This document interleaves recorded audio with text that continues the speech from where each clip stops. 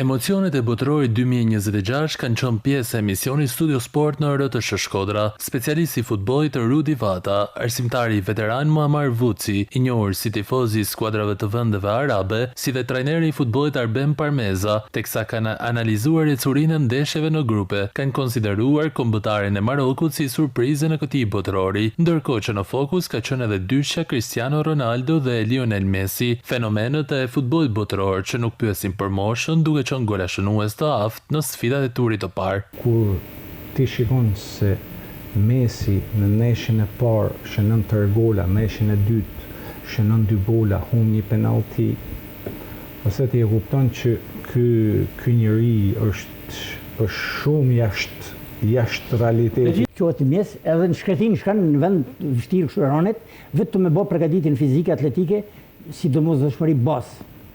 Ai. Për mu giganti më i madh i tanakona është Messi, për mu. Nga një anë kena Messin, Cristiano Ronaldo and company, nga ana tjetër kena brezilej, të fillu me Yamal, me Bellingham, me Musiala. Është shumë interesante për të pa, po deri në këtë moment që flasim, shoh që peshori janë nga brezi vjetër.